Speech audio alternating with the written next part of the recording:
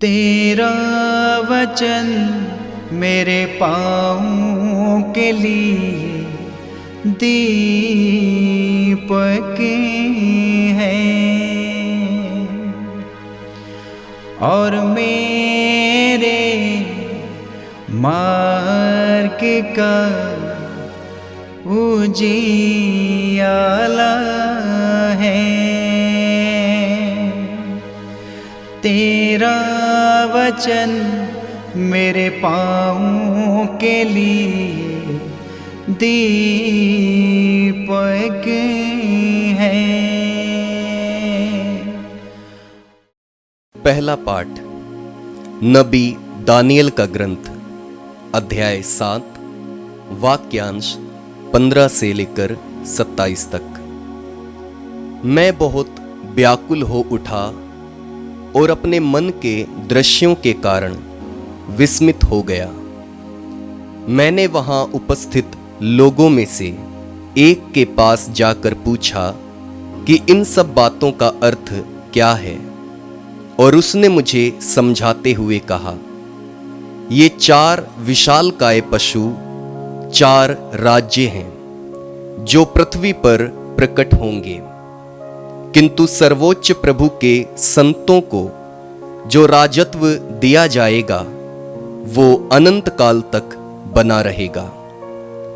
तब मैंने जानना चाहा कि उस चौथे पशु का अर्थ क्या है, जो सभी पहले पशुओं से भिन्न था, जो बहुत डरावना था, जो चबाता और खाता जाता था, और जो कुछ रह जाता उसे पैरों तले रोंदता था।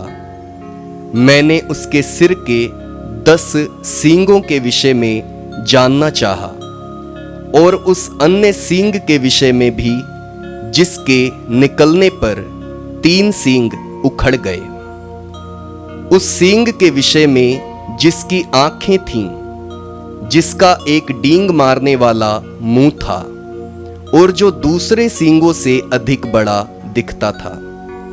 मैं देख ही रहा था कि वो सींग संतों से युद्ध कर रहा था, और वायोवृद्ध व्यक्ति के आने तक उन पर प्रबल हो रहा था।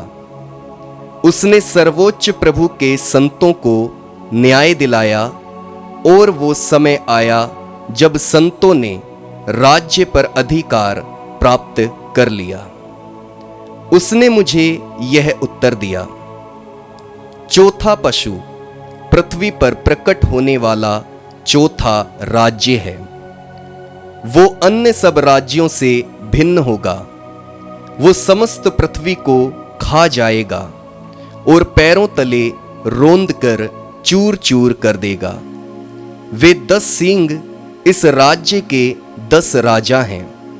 उनके बाद एक ऐसे राजा का उदय होगा जो पहले के राजाओं से भिन्न होगा और 3 राजाओं को परास्त कर देगा।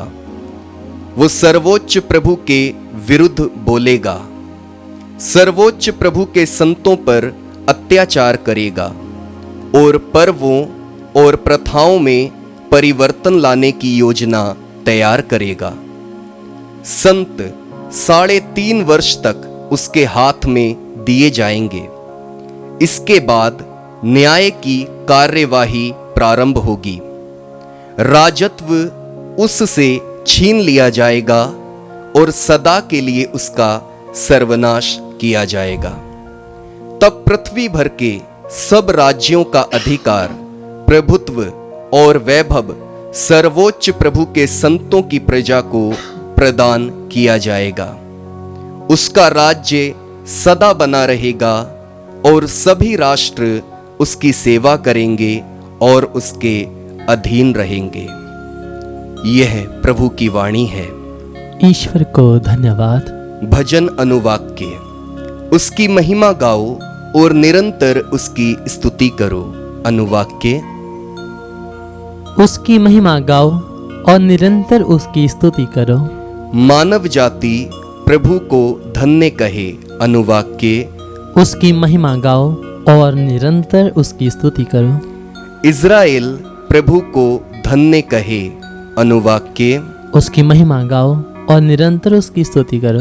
प्रभु के याजक प्रभु को धन्य कहें। अनुवाक्य। उसकी महिमा गाओ और निरंतर उसकी स्तुति करो। प्रभु के सेवक प्रभु को धन्य कहें। अनुवाक्य। उसकी महिमा गाओ और निरंतर उसकी स्तुति करो। धर्मियों की आत्माएं प्रभु को धन्य कहें। अनुवाक्य। उसकी महिमा गाओ और निरंतर उसकी स्तुति करो।